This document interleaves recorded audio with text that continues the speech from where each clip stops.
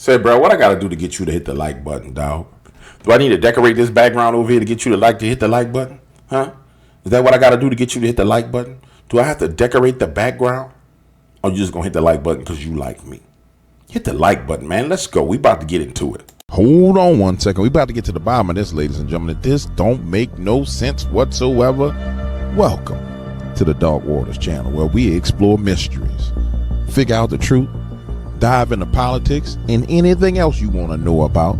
That's what we doing over here, baby. Let's go. As we talk about what's going on with Tesla, the lefties, and Elon Musk, it's important to understand that, and I believe I mentioned this yesterday, that there are going to be a lot of liberal people who go through persecution. I mean, think about it. Elon Musk represented a certain segment of climate change believers that were staunch liberals. And now, as Elon is getting persecuted, there are people who support Elon, who are fans of Elon, that are getting persecuted as well. But it's one of the things that, in my opinion, we have to go through as a nation. And the main reason why we're going through this as a nation is because we have fallen under a spell of witchcraft from our media. And if you look closely at it, Elon went from being the darling of the liberals, of the climate change movement, and then overnight being a villain. When in actuality, he should be like probably one of the world's greatest heroes, saving stranded astronauts, having rockets land back where they on a launching pad. But it just goes to show you the power of propaganda and the power of propaganda on weak-minded people. If you've ever experienced true propaganda, a war being waged against you, then you know how powerful it is. But it's only powerful because the people that's using it are extremely manipulative. I call them witches. And the people who are listening are so malleable that they're so malleable that that same propaganda is going to end up destroying them.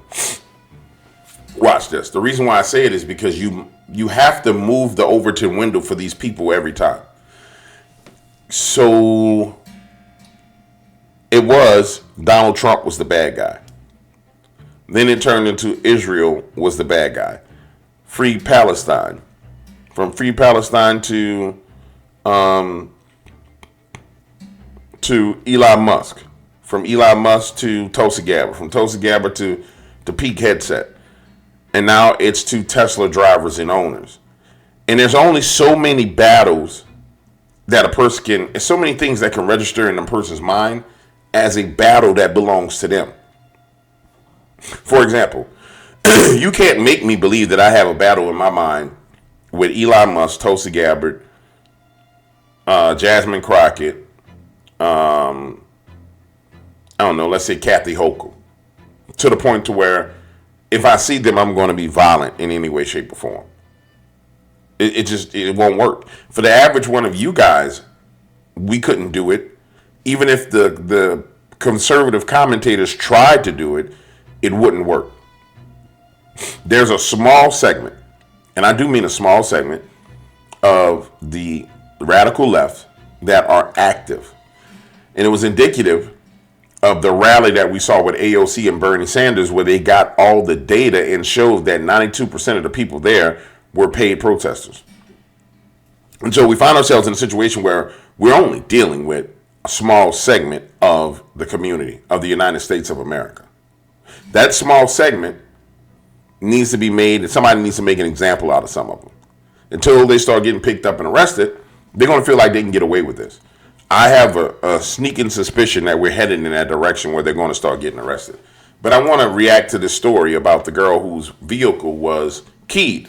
Because, again, left on left crime is what's taking off. And you understand it coming from a city like New Orleans because it's a leftist city. And what ends up happening is it all disintegrates into hell in a free-for-all of destruction. And it's not a racial issue. It's a philosophical issue of what liberalism is. I mean, it's the philosophical nature of being a liberal. It's the mindset. It's the spirit of being a radical liberal.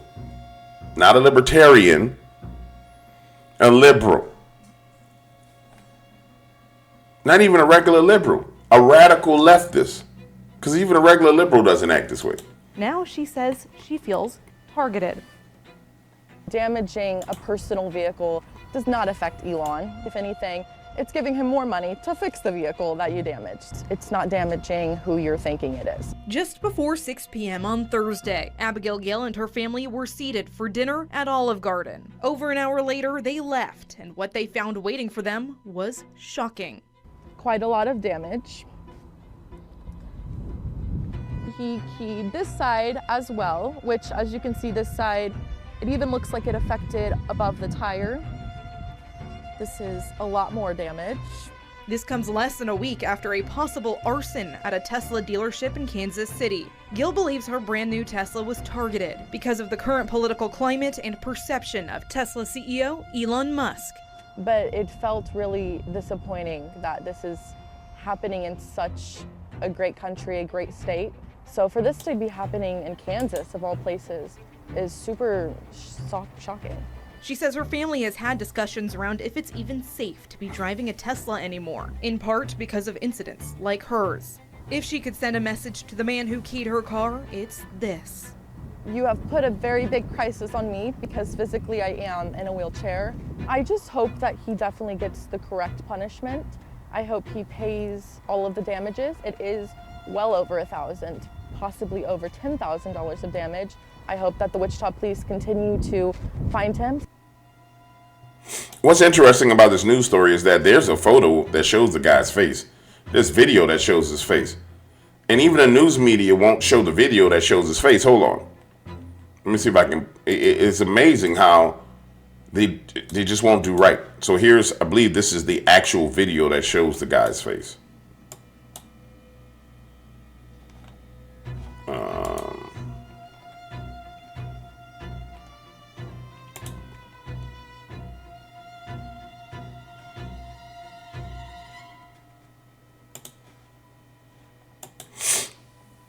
No, they didn't catch his face.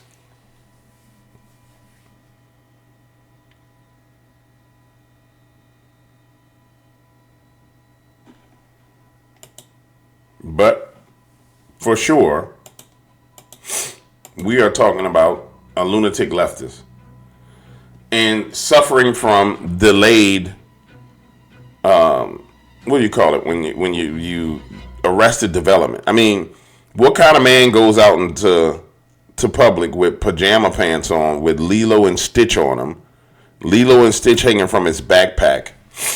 I mean, it's like a child, the overgrown child is walking around. It's insanity. Look at this.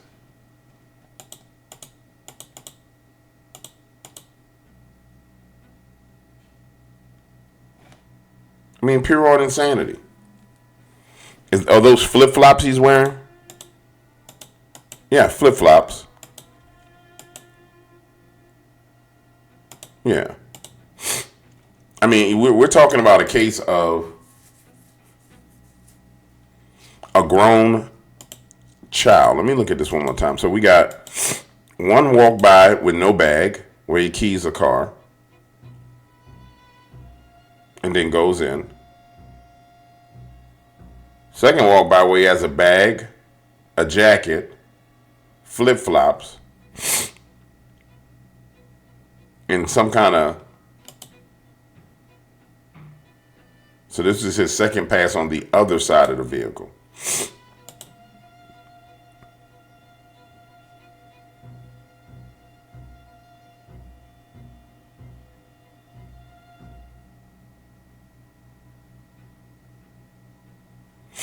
Yeah, I'm telling you guys, the arrested development is the problem here. See, we have that generation that literally came out through COVID, and the generation right before that where they coddled them to death. And I'm starting to see the pattern. The extreme leftist is the person who goes out into public that looks like a madman. I mean, they look like a madman. They don't give a damn about It's not like you don't like this shirt. This shirt is not ironed yet because I haven't left out of the house yet. Before I leave out of the house, I'm going to iron my shirt. I'm not going to throw on pajamas, a t-shirt, and flip-flops, and then go to Olive Garden. Now, the craziest thing is that this guy works at Olive Garden. He should be fired immediately, but I doubt it. You would be dumb to do that on your way into work and out of work. But the simple fact that you frequent that restaurant means you're caught. I'm interested in seeing what happens to this individual because there's no doubt that this individual is caught doing what he's doing. I mean, you're going into Olive Garden. There's ample evidence of video evidence of you going into the restaurant. There's ample video evidence of your license plate. I'm very interested in seeing how this is handled. But I want to know, what are your thoughts on the fact that liberals are now attacking majority liberals and keying their cars? Do you think it's a great thing? I personally believe that it's one of those things that has to happen. I think it's one of the red pill moments for liberals, and I think it's a massive red pill moment for liberals when that violence turns on itself, when it's kind of like an alligator biting its own arm. Even though I don't even think that's possible for an alligator. I don't think that's possible, or biting his own tail. And I think they need those kind of moments.